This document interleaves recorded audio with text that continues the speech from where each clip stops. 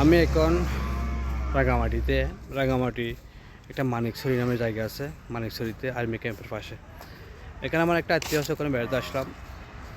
তো এখানে এসে একটা জিনিস জানার চেষ্টা করলাম নির্বাচনের ব্যাপারে। আমি যখন ছোটোখাটো একটা রাজনীতি করি, তখন রাজনীতি নিয়েই কথা বলাটা মনে হয় আমার দায়িত্ব এবং কর্তব্য। তো এখানে এসে রাজনীতি সম্পর্কে জানতে চাইলাম। গতকাল সন্ধ্যায় এখানে কিছু চায়ের দোকানে বসলাম। চায়ের দোকানে বসে যেটা জানতে পারলাম বা জানার চেষ্টা করলাম, নির্বাচনে হাওয়া সবার মনে মনে।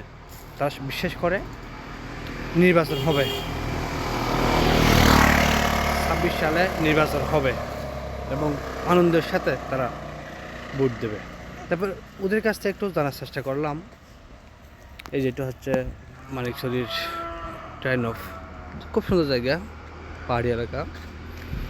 তো সবচেয়ে মজার বিষয় হলো এদের কাছ থেকে জানার চেষ্টা করলাম এখানে নির্বাচনের হাওয়াটা কীরকম, কাদের সাপোর্ট বেশি বা কাদের জনপ্রিয়তা বেশি, যেটা জানতে পারলাম। আপনি বলতে পারেন আমি বিএনপি করি, সেজন্য বিএনপির পক্ষ নিচ্ছে। আসলে না, বিএনপির বাইরে কোনো কথাই নাই।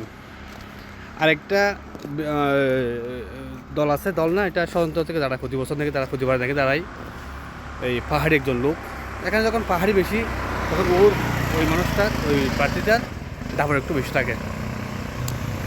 তারপর জানার চেষ্টা করলাম বিএনপির প্রার্থীকে, বললো দীপক দেওয়ান, অ্যাডভোকেট দীপক দেওয়ান। আর পাহাড়ি ওই লোকটার নাম একটা কী বললো।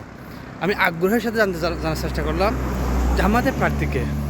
বিশ্বাস করুন, কেউ জামাতের প্রার্থী সম্পর্কে আমাকে বলতে পারলো না। আসলে সেটা আমরা জানি, সারা বাংলাদেশে 80% মানুষ জামাতের প্রার্থী চিনে না।